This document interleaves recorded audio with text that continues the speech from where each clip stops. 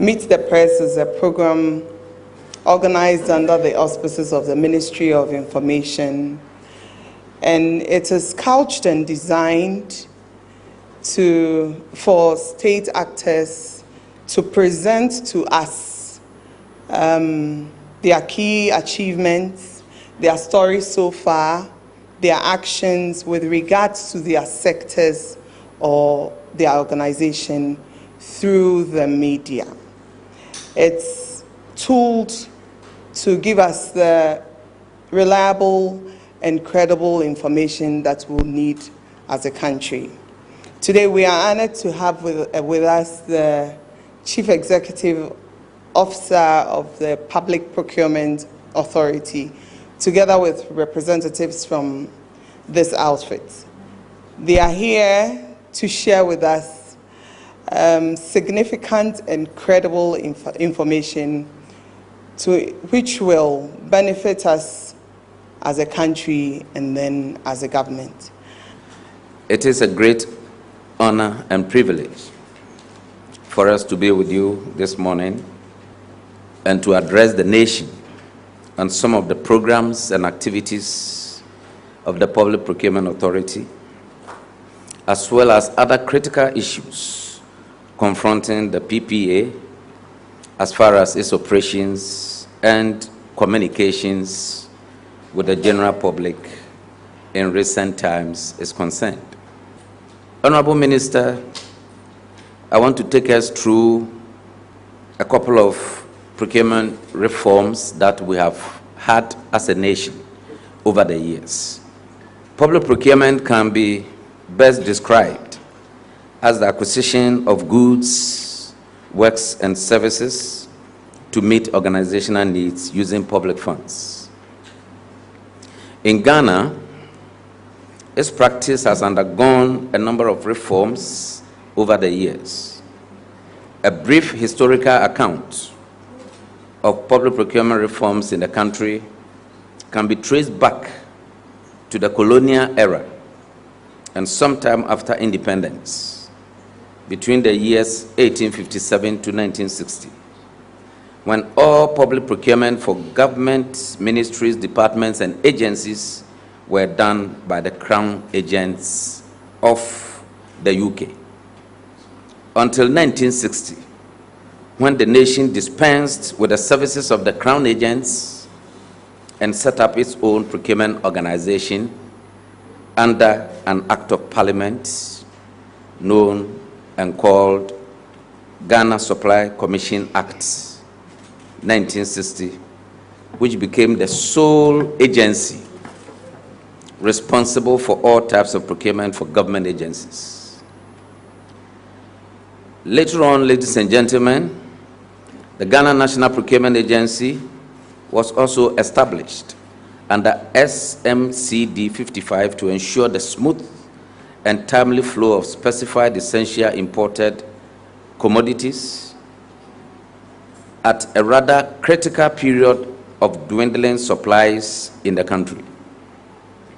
In the course of time, Honorable Minister, Ghana found the need to issue a legal instrument to regulate aspects of public sector procurement under the Financial Administration Regulations, FAR 1979, LI 1234. This enactment managed the acquisition, management, and disbursement relating to supplies and equipment. In the early 90s, the nation embarked on a wider public financial management reform program which brought into being the Public Procurement Working Group, whose efforts resulted in the passage of the Public Procurement Act 2003, Act 663, and its subsequent amendment in 2016. These reforms, ladies and gentlemen, provided clear guidelines for the procurement of goods, works, and services and technical services, and also established a strong regulatory body, the Public Procurement Authority. The object of the Public Procurement Authority is to harmonize the processes of public procurement in the public service to secure judicious, economic, and efficient use of state resources, and to ensure that procurement is carried out in a fair, transparent, non-discriminatory, environmentally, and socially sustainable manner. As an authority, Honorable Minister, we are responsible for the formulation, the promotion of training, and professional development of persons involved in procurement, as well as consistent consultations with stakeholders on public procurement and other related issues. Over the years, ladies and gentlemen, the PPA has embarked on programs and activities, namely short-term nationwide training, development of curricula and models for tertiary institutions which are running procurement courses, introduction of framework agreement and low and medium value procurement, introduction of sustainable public procurement, and extensive procurement assessment exercises among procurement entities across the country. Ladies and gentlemen, in our quest to strengthen the implementation of Public Procurement Act, the PPA sought to address some of the inconsistencies and operational difficulties identified in the law through an amendment process which resulted in the collapse of the ministerial and district tender review boards. There was a recategorization of procurement entities, revision of procurement and approval thresholds, the revision of the composition of entity tender committees, which now makes the head of procurement the secretary to the committee, the establishment of regional tender review committees and the central tender review committee responsible for the reviews of procurement activities of MMDAs. Additionally, the amendment has provided for the appointment of contract administrators to provide oversight for effective execution of contracts signed by entities. The rationale for these amendments were to clearly outline the duties, the obligations, and financial accountability of heads of entities for each government institution, and to create properly staffed procurement units. Also, to strengthen responsible purchasing by government institutions, and to strengthen regulatory oversight to ensure transparency and value for money in our procurement system. Ladies and gentlemen, the PPA in 2015 embarked on the Public Financial Management Reform project with a number of programs initiated, namely the development of unit cost of infrastructure estimator tool, value chain analysis, review of PPA's training models, and the rollout of training among procurement entities, the private sector, the media, the civil society, among others. Today, I am pleased to announce that under my leadership, significant progress for the implementation of these programs have been made to enhance budget credibility and restoring fiscal discipline in the country. Prominent among these initiatives are as follows. The authorities unit cost estimator and budget tool, which is now available on our website, is a tool which assists the entities to arrive at acceptable cost estimates for the infrastructure they intend to construct. It is based on historical data collected from the construction of buildings such as schools, offices, health facilities, and residential accommodation, roads, water, and power projects, which are analyzed and broken down into work elements, which are then costed.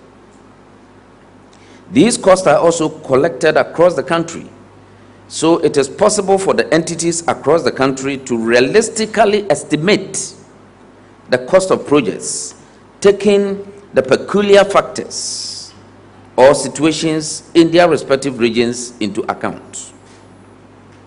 These factors address issues such as availability of materials, labor, and accessibility of the project sites. Again, under the initiatives, we've been able to provide a template for the publication of contract award notices by entities. As part of our aim to engender transparency in the public procurement process, the PPA has provided a template on its website for the entities to enter the required information to inform the general public on the outcomes of tenders. In accordance with Section 31, subsection 1 of Act 663 as amended, each procurement entity is required under this provision to publish on PPA website notices of contracts awarded by their organizations. The notice shall, in accordance with Section 65, subsection 9 of Act 663,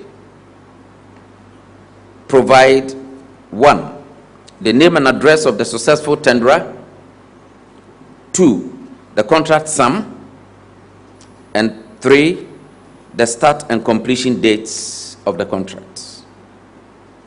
I wish to emphasize here, ladies and gentlemen, that the responsibility for the placement of the award notice lies with the procurement entity and not the Public Procurement Authority. And this responsibility must be done promptly after the issuance of a letter of award. That is to say, if you go to our website and you find any contract award posted on our website, that website is simply providing a platform for purposes of transparency for the general public to be able to follow up on contracts that have been awarded.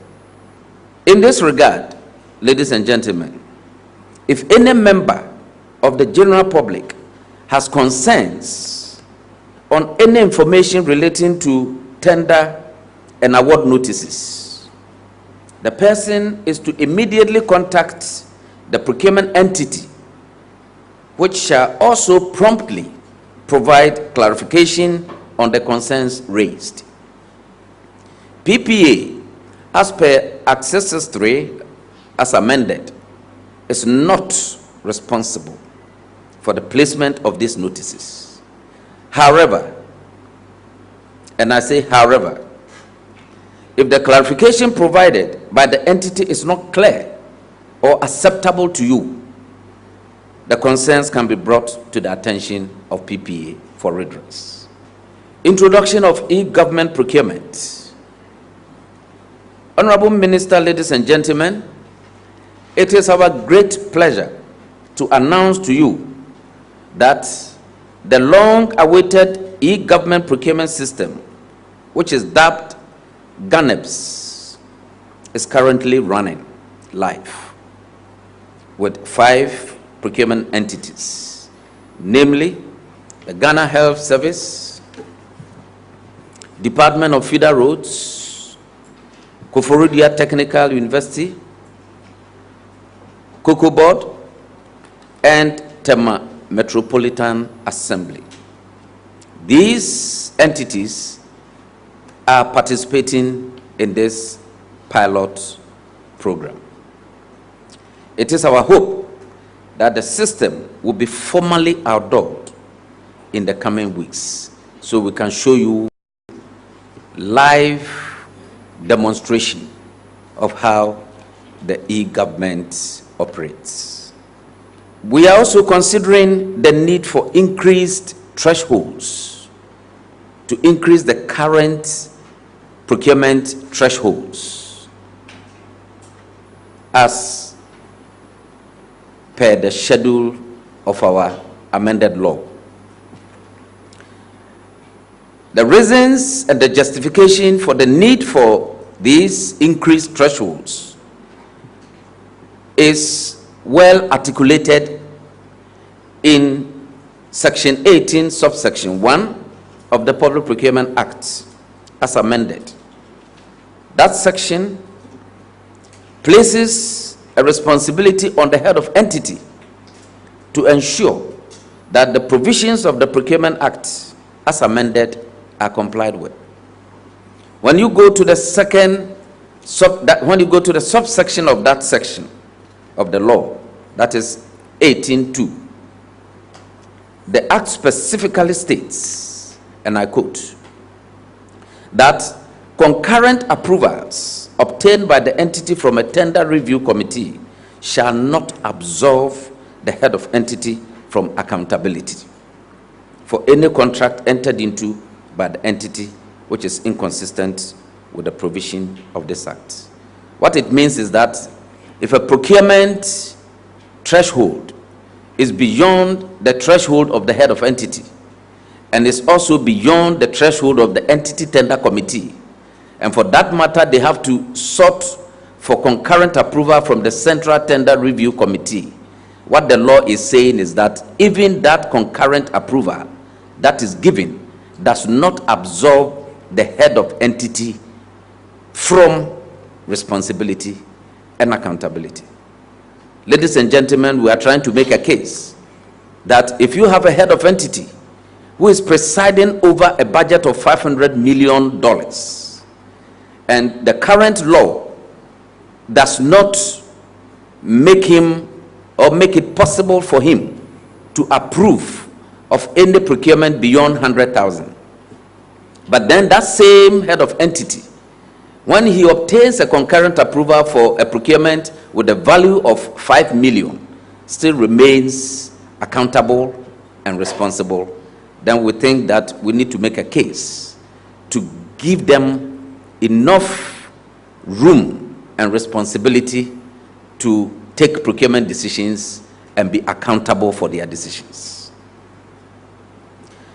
It is instructive, therefore, to conclude that the head of entity has a singular responsibility to develop the necessary capacity to understand and oversee the procurement processes.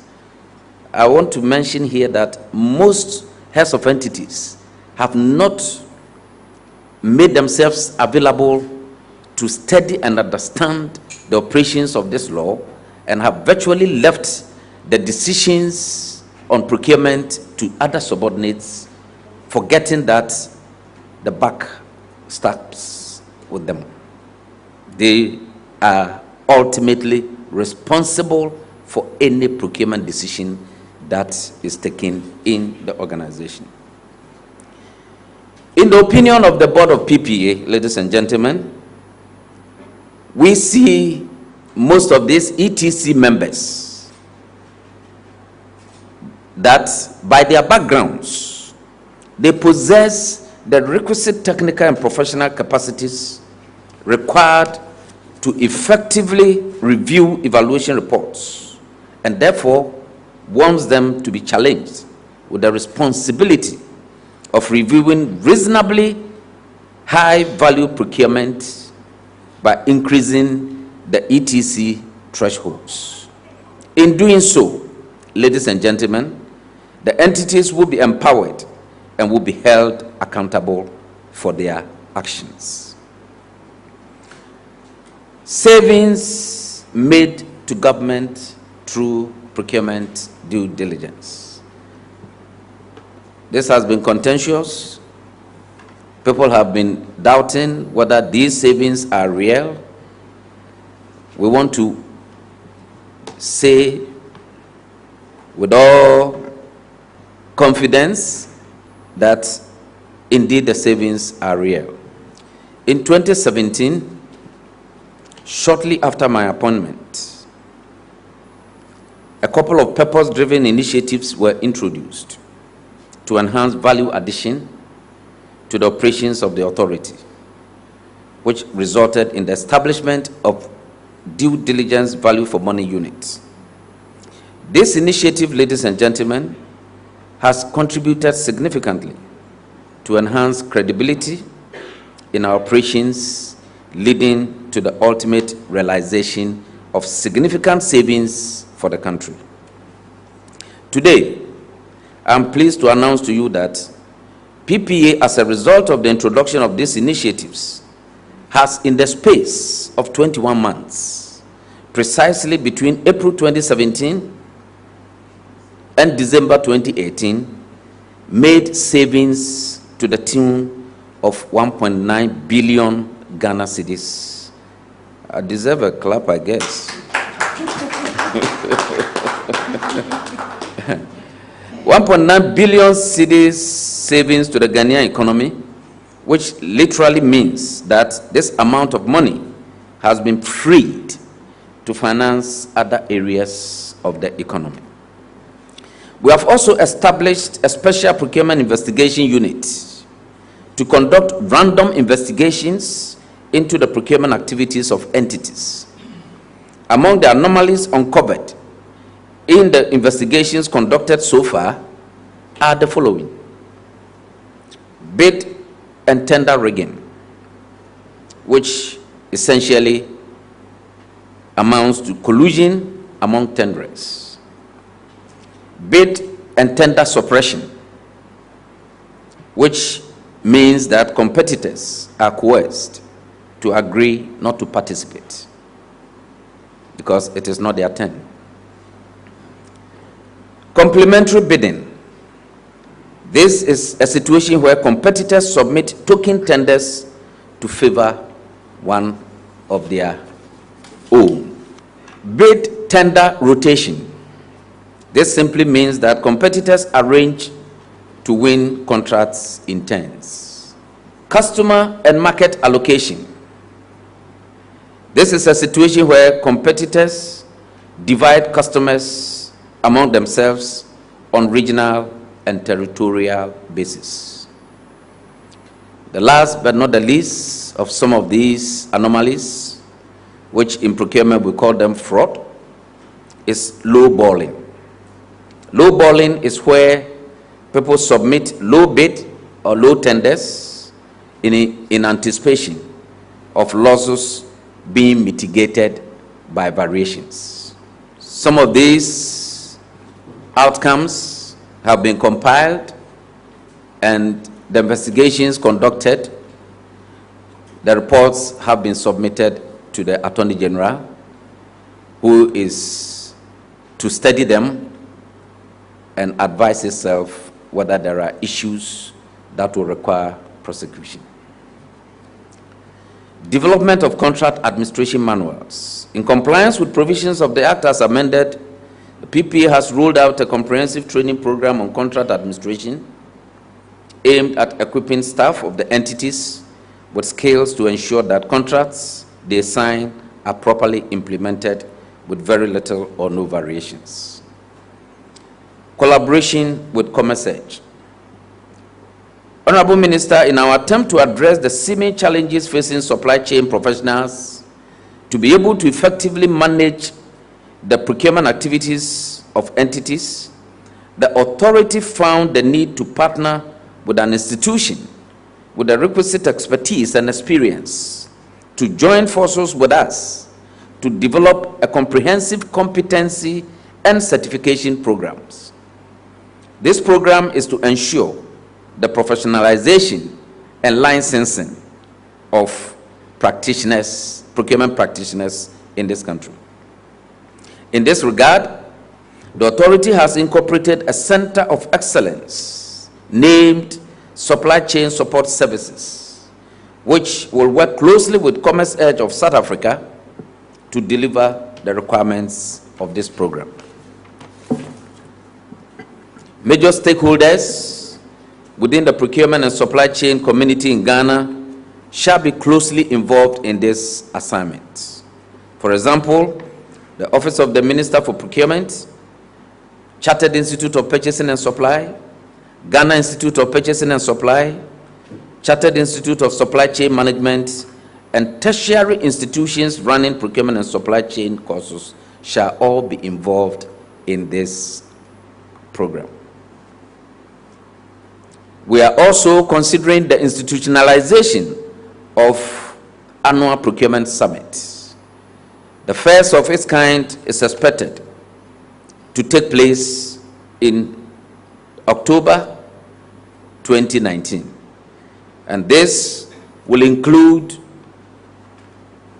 a couple of lectures from people in academia, policymakers, public sector organizations, corporate bodies, and SMEs to come together to discuss the emerging trends in the supply chain management discipline that will encourage the development of supply chain within the West African sub-region.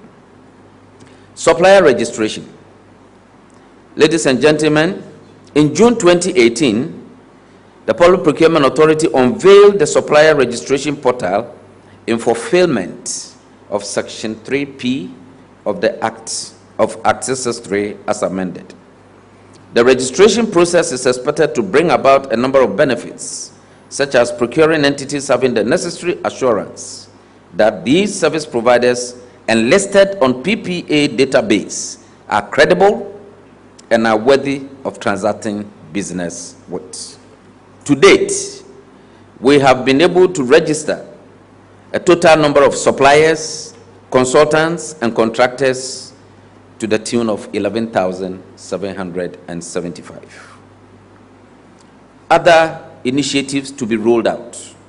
Honorable Minister, in line with recent trends in public procurement reforms, the Public Procurement Authority will soon issue guidance on the need for negotiations to establish the best and final offer procedure. Also, to replace the current bid security requirement with bid declaration. And we are also seriously considering gender mainstreaming initiatives in our public procurement. With regards to negotiations, currently, the situation or the system that we operate is that once you launch a competitive tendering program or process, the entity is bound to accept the lowest responsive evaluated bidder. And there have been occasions where the lowest evaluated responsive bidder's price is over and above the estimated or the provision made for that particular procurement. And because the current law does not allow entities to go back to the bidders to negotiate and get the best price in accordance with the budget allocations made for those programs and projects, we end up spending overboard what we initially had budgeted for. And in line with transparency, fairness, and non-discriminatory manner being the object of the operationalization of this law, these entities are bound to go by the outcome of the processes they have followed in competitive tendering. What the authority is seeking to do is to develop new guidelines to enable these entities to go back to the first 3 successful bidders and ask them to submit their best and their final offers. We believe by doing so, the entities will have the benefit of getting more enhanced competition among these 3 successful bidders, and at the end of the day, get the best price out of it. This is the emerging trend in public procurement, and the World Bank has already amended its procurement procedures to give room for such an initiative. We are also very much ready to introduce this system in our procurement process. Again, with regards to tender security, this is also becoming more of a restriction for effective bidding processes than what it was initially envisaged. In order to prevent the occurrence of non-delivery or non-performance by suppliers, consultants, and contractors in the provision of goods and services to the public sector, the authority, through soon-to-be-published regulations,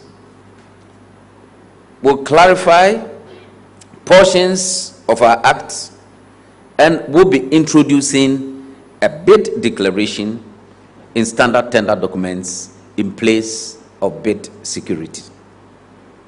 This will be an addition to the bid security form being used. The bid declaration can result in a supplier, a consultant, or a contractor being blacklisted, whereas the effect of the bid security is to exact a financial charge. Somebody will argue and say, if the person gives that declaration and fails to perform when the contract is awarded to it, unlike a scenario where a bid security is money that is being held, that in the event of non-performance or failure to proceed with the procurement process after an award, we could fall on that amount of money. What we consider more workable and more serious is where out of the bid declaration that you have made, your company can be blacklisted and removed from the supplier database altogether if you fail to honor that declaration that you have made. Gender mainstreaming. In fulfillment of goals 5 and 12 of Sustainable Development Goals 2030, which seeks to attain gender equality and sustainable production and consumption, this initiative will be designed to set aside particular products, services, and works for marginalized groups in our society in order to promote socially sustainable procurement and inclusion and development of our country. Honorable Minister, we cannot leave this program without making known some of the challenges we face as an authority, prominent among which is funding. Ladies and gentlemen, it is not rosy at PPA. As an authority, we are faced with a myriad of challenges as far as our operations are concerned. For instance, the lack of funding for our programs and activities and the delays experienced with fund releases, even when prior approval of GOG funds have been secured, results in delays in our program implementation and performance of critical regulatory functions. The authority has had to depend on donor funds to run most of its programs within the dictates of the donors, within their dictates, their terms, and their pace. The GOG allocation to the authority to carry out its regulatory functions per Section 3 of the Public Procurement Act has been grossly inadequate over the years. and I want to bemoan that indeed it is very worrying that a regulatory body of the stature of PPA, with the mandate to protect the public purse through effective monitoring of the various procurement processes and procedures to ensure compliance and attainment of value for money, could be established without a corresponding statutory fund allocation for its operations. Very worrying indeed. I will, at this juncture, pause and share a few practical operational activities that we engage in to give the public a kind of a teaser as to what happens at PPA, proud to granting approvals for some sole source and restrictive tendering, and also to try and address some of the information that are seriously being misconstrued in the media landscape currently. We'll take a few examples, and after that, I'll give my concluding remarks. Case study. We received an application for approval to procure agrochemicals through the use of single source procurement for the Cocoa Kodapec high-tech program for 2019. Upon, that is, every application comes to PPA for the use of single source method or restrictive tendering method with a justification from the entity itself. The entity is required to provide reasons and justifications why they want the authority to consider the approval of a single source. So in this particular case, the application we received, the authority, the board, of, that is Cocoa Board, gave a justification that they are using or requesting for this sole source under section 41. Sorry, we will have to assess the application and the justification within section 41A to F. Any one of those provisions, once it is satisfied and met, it could give rise to our positive consideration of an application. 2, we also look at the qualification of the suppliers submitted by the entity.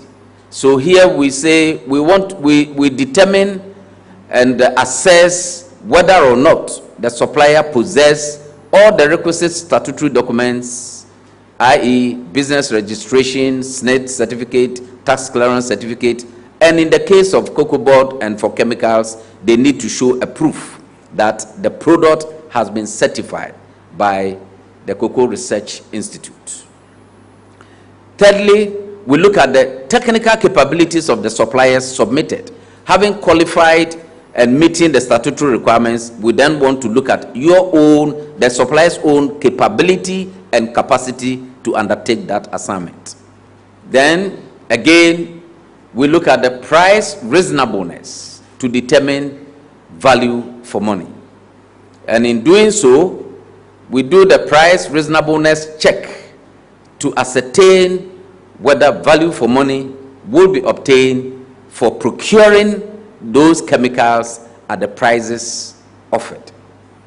And one of the things that we have introduced in assisting us to determine whether value for money will be achieved are, 1, to ascertain the costs per hectare using the cost per unit and the rate of application for each product. The application will come with a unit cost and quantity, but then we go further to demand that Cocoa Board should submit to us the rate of application of each of the products they are seeking approval to use sole source.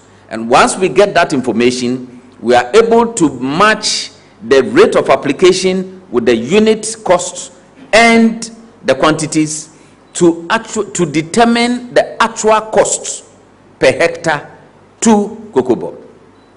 So in Cocoa Board's application, they have simply indicated the unit cost, they've indicated the quantity they want to procure from that particular supplier, and they have indicated the total hectare or the total area of coverage.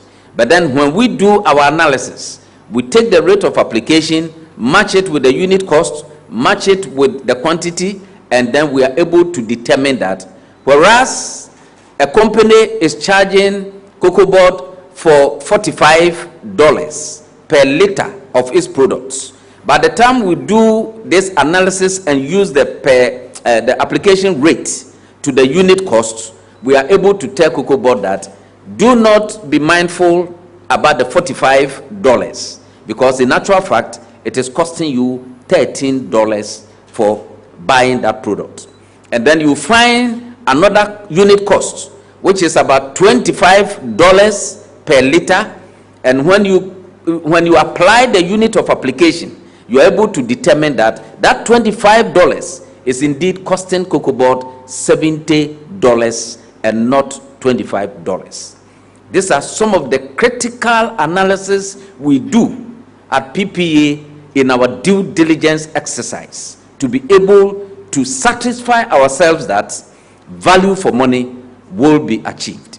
So having done all that I have said, in this particular application, these were the details.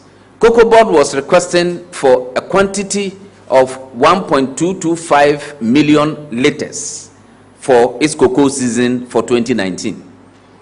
The coverage they had provided was to cover 4.8 million hectares, and it was going to cost them $46.1 million and 9.2 million euros. After the due diligence exercise and by the analysis I've just shared with you, these were the results. We were able to still get them 1.2 million liters and was able to get them a coverage of 5.16 million as against the 4.8 million coverage that they wanted. In price terms, we were able to get the price down from 46.1 million to 45.3 million, and from 9.2 million euro to 7.4 million euro.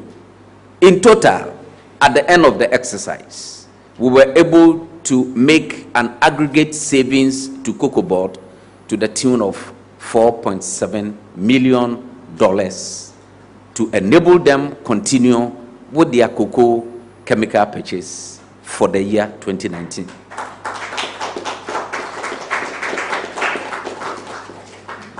So that was for cocoa board. Now we move to quality control company. There is a whole lot of information going on in the media that PPA has approved fried oil, cooking oil, for quality control company. And there is a whole lot of misinformation about that particular information that has come to the media. And this is in link with what we just said in my address, that if you see anything on our website and you have any difficulty understanding the meaning of that post, the first point of call is to contact the entity concerned and ask for additional clarification. And where you are not satisfied, you could then fall on PPA, because we do not post those information on the platform. We are just providing a platform, a universal platform. Entities have got their own websites, but for transparency purposes, we want a central point where all interested parties can come and look for information on contract awards. Now, this is what happened in the case of quality control. PPA, on the 20th of October 2017, received an application from Quality Control Company for the use of single source procurement method to procure various types of vegetable oil. Ladies and gentlemen, various types of vegetable oil. I don't think all vegetable oil are cooking oil. We have various types of vegetable oil. And in this particular case, that particular vegetable oil they're seeking to buy is a rapeseed oil. The request was to procure vegetable oil, rapeseed oil, for their disinfection operation. It was not for them to go and share it as a Christmas cooking oil to their staff, as it's been perceived. That oil was being requested by quality control company for their disinfestation operation, which they call fogging, at a total estimated sum of 9.2 million. So there were three companies that they were seeking to procure from. One is the Agrimat Limited. Agrimat was to supply them rapeseed fatty acid. Then Freight Accord Limited was to supply them with rapeseed metista. And then the last one is Incheche Limited, to also supply them with rapeseed oil.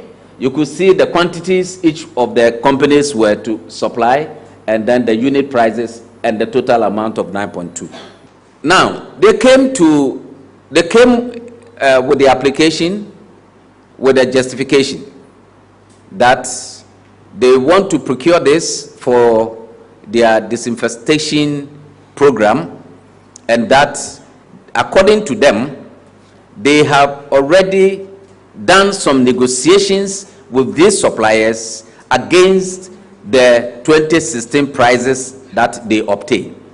So that was their case to PPA.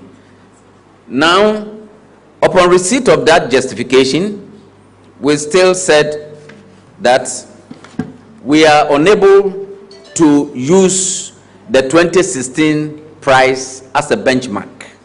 So even if they have been able to make 800,000 savings out of the 2016 benchmark, what translates to us, or what that translates to us, is that there was some padding of the 2016 price. Because if on their own, they've been able to go back to the suppliers to ask them to reduce the 2016 price by 800,000, then there is further room for reduction. So we wrote to them and asked them to go back and seek for further 10% reduction out of the 800,000 that they have made.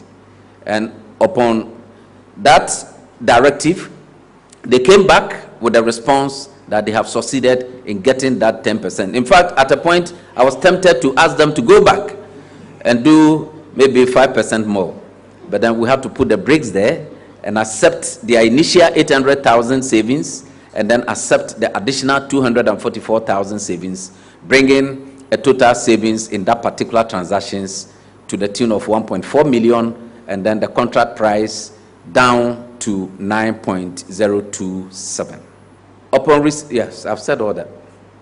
So, ladies and gentlemen, on the quality control case, first, we have established to you that they never bought any fried oil. They never bought any cooking oil. They bought a vegetable oil, which is a chemical they needed to do a particular program. Two, we managed, even when they had talked and spoken about initial savings, we managed to get them to have additional savings for that particular transaction.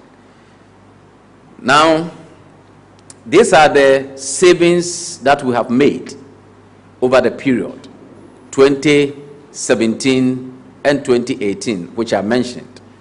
We have them in US dollars, in Great Britain pounds, euros, and cedis.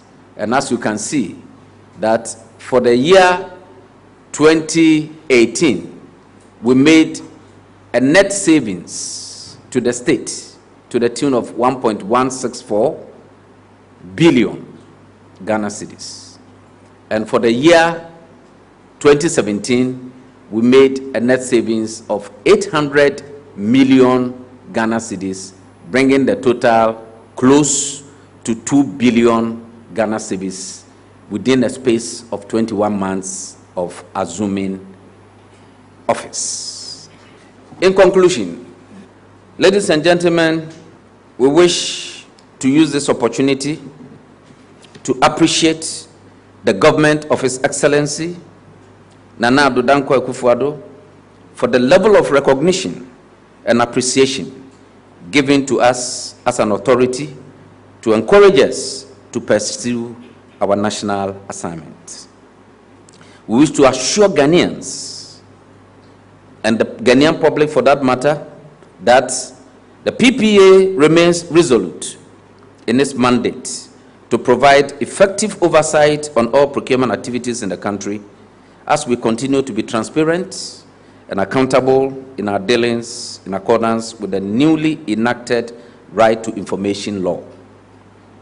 In view of this, Honorable Minister, the PPA is seriously considering the development of a media corps with specialization in procurement reporting, in order to build their capacity to ensure accurate reportage on procurement issues. We'll be more than glad to receive your applications, our friends in the media, those of you who want to specialize in public procurement reportage. We'll be more than happy to welcome you, to give you the necessary capacity to be able to join us in this crusade. Our plea, therefore, or however, to the public, especially the media, civil society, individuals, or any group of persons who are interested in pursuing public procurement information, should be circumspect with the information we make available to the public, and should avoid casting aspersions and creating unnecessary anxiety, which can erode the confidence so reposed in Ghana's public procurement processes. I am happy, ladies and gentlemen, to announce that Public Procurement Authority has been nominated to receive the Quality Choice Prize in Berlin, Germany, on July 7th by the European Society of Quality Research. On that note, we wish to assure you that our doors are always open to provide the necessary clarity on procurement issues to entrench transparency and accountability in Ghana's procurement system. I thank you for your attention.